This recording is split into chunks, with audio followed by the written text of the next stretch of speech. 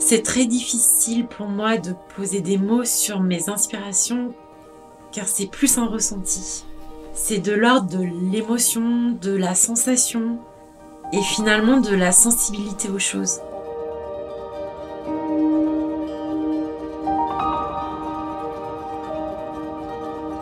Je dirais qu'il y a 2 dimensions dans mon travail. La première, c'est la création d'une robe unique pour chaque femme. Et l'autre dimension, c'est la dimension technique, donc le sur-mesure, qui demande des étapes de fabrication très précises et hiérarchisées. Le processus de création commence par la rencontre. Lors de notre première rencontre, nous reparlons de votre projet, nous regardons les éventuelles inspirations de robes que vous m'avez envoyées. Nous pouvons aussi procéder à des essayages avec des robes de la collection. Tout cela me permet de cerner votre univers, de comprendre la femme que vous êtes. Chaque rendez-vous est unique, aussi unique que les femmes que je rencontre. Certaines sont très expressives, d'autres sont très pudiques. Les éléments s'imbriqueront petit à petit tout au long du rendez-vous. Je répondrai à vos questions, je vous proposerai des matières, des motifs et nous évoquerons aussi, si vous le souhaitez, vos accessoires. La fin de cette première rencontre à l'atelier est ponctuée par le croquis. C'est une sorte de synthèse et c'est souvent un moment qui est très apprécié, qui est magique parce que vous commencez à voir naître votre robe. Une fois le dessin créé, je commence le processus de fabrication avec la toile. La toile, c'est une sorte de patron en tissu qui va donner vie à votre robe. Cette fameuse toile est essayée sur vous. Je cale les aplombs, les décolletés, les découpes et vous commencez vraiment à vous projeter. Une fois la toile essayée et réglée, elle me sert de patron pour couper les bonnes matières. Ensuite, il y aura jusqu'à 3 essayages dans les matières définitives jusqu'au jour tant attendu du dernier rendez-vous. Le dernier rendez-vous est le jour où vous venez chercher votre robe. C'est un moment toujours très émouvant car il y a une sorte de passation où je transmets à la personne qui vous accompagne toutes les étapes de votre habillage, l'enfilage, le boutonnage, le roman de traîne. À ce moment-là, je m'efface et vous êtes enfin prête pour le jour J.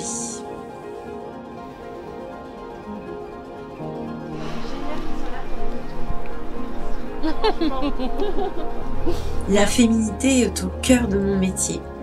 Je suis par ailleurs une des seules prestataires du mariage qui ne travaille que pour la future mariée. Mon processus de création est la femme. Mon processus de création est la rencontre que je vais faire avec chaque femme. Chaque femme est différente, chaque femme a son histoire, chaque femme a ses envies, ses désirs et ses rêves. Justement, un des moments qui me touche le plus personnellement, c'est cet état de vulnérabilité, de fragilité auquel les futurs mariés se trouvent confrontés. Je dessine, j'imagine et je conçois chaque robe en m'inspirant des femmes que je rencontre. J'accueille les futurs mariés dans un cocon intime où je me consacre uniquement à elles. On est comme dans une bulle hors du temps. C'est aussi un moment privilégié que l'on partage avec les femmes qui nous entourent. Cette notion d'ailleurs d'intergénérationnalité est également très précieuse pour moi. Je la trouve tout simplement belle et noble. Ma propre fille est également très présente et j'essaie de lui transmettre la beauté de mon travail. Finalement, je suis une femme qui révèle d'autres femmes. Je m'attache à perpétuer ce que j'appelle la belle couture, c'est-à-dire de travailler de façon artisanale, comme en haute couture, faire de belles finitions, utiliser de beaux matériaux et surtout prendre le temps qu'il faut pour arriver à un résultat impeccable. Pour moi, les robes de mes mariés doivent être aussi belles à l'extérieur qu'à l'intérieur. Je conçois les robes que je crée comme de véritables petits bijoux. Toutes les finitions, les ourlets, les brides, les boutons, les billes en organza, les ourlets mouchoirs, les petits points à la main. Je sélectionne très méticuleusement tous les matériaux que je propose à mes clientes. Je suis très sensible au toucher sur la peau, à la douceur, au confort. Je guide mes mariés dans les choix de famille, de tissus, de matières. Je privilégie les matières naturelles, les soies, les dentelles issues de manufactures françaises. Le croquis est un outil qui me permet de poser des idées. J'entre dans un véritable moment de méditation. Au fur et à mesure du dessin, la robe se construit, les volumes se précisent, les matières se définissent. L'imagination est sans limite. La création prend vraiment tout son sens.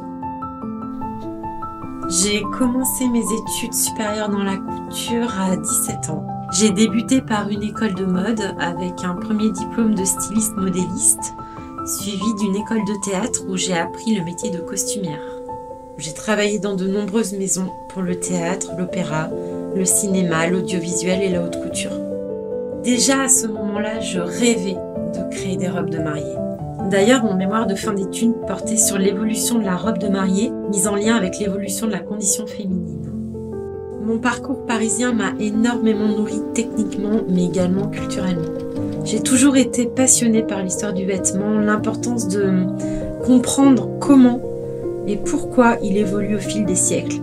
La maîtrise de la couture est un métier qui demande des années et des années d'expérience.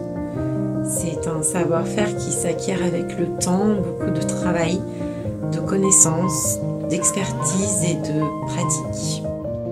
La robe de mariée est selon moi le vêtement empreint de sens. Elle doit révéler la personnalité, la sensibilité et le vécu des femmes qui la portent. La création et la couture sont mes moyens à moi d'expression. Ce sont des instruments qui m'aident à m'exprimer, à sortir ce que je ressens au fond de mon cœur et dans ma tête. Je suis Mademoiselle Rêve et je suis créatrice de robes de mariée.